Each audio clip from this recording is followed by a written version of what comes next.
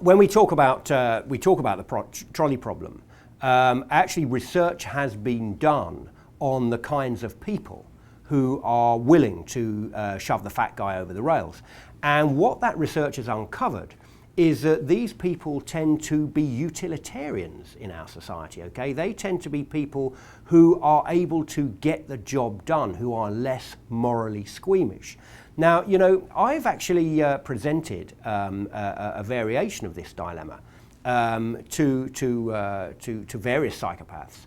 I'll give you an example of what the variation of the dilemma is. Imagine that you are a transplant surgeon, okay?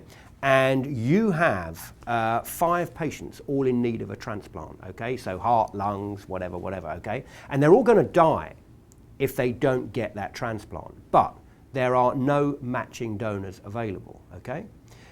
Just by chance, a young traveller happens to walk past your surgery one day for just a regular checkup. And it turns out, hypothetically, that he is a direct match for all 5. Okay? Now imagine that you are the transplant surgeon. Imagine if there was no comeback to you if that traveller somehow disappeared. Okay? Would it be right to kill that young traveller in order to take his 5 organs to transplant them into your 5 patients? Okay? Now, okay, most people, again, it's the 5 and 1 life scores, exactly like the trolley problem. But most people would say absolutely not. No, you know, that's just not right. It's ethically not right to kill that person. But I've given this to psychopathic killers, and they've said, well, actually, you know what?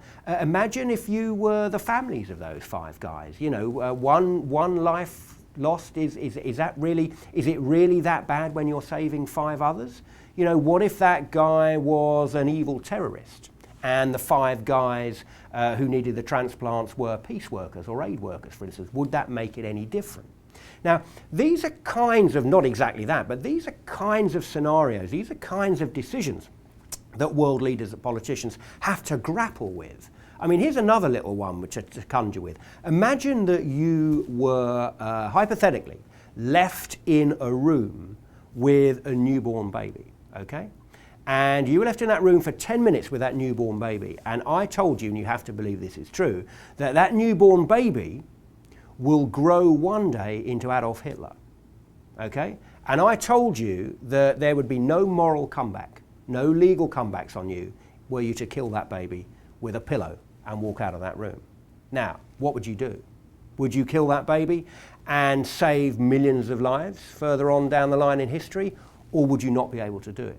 Okay? These are moral conundrums which are kind of played out in everyday life. I'm obviously reducing these to absurdities, but these are the kinds of decisions on a lesser level that you have to make if you're a politician or if you're a world leader. Sending anyone out into battle, knowing that there's a chance that they might not come back, you know, committing thousands of troops to a war, is something that, you know, not many people can carry lightly on their conscience.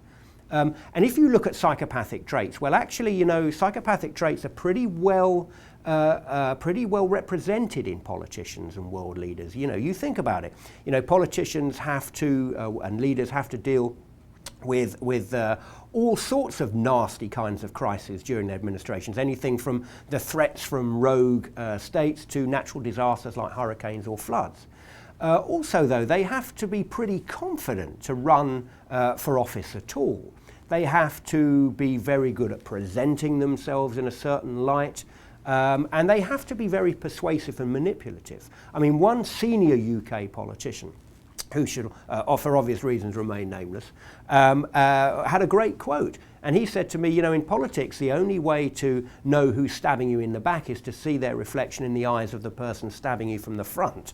I mean, that's a great kind of quote, which for me sums up that kind of snakes and ladders game, every man for himself, cutthroat kind of existence that characterises politics, I would say, probably across the board in most nations of the world.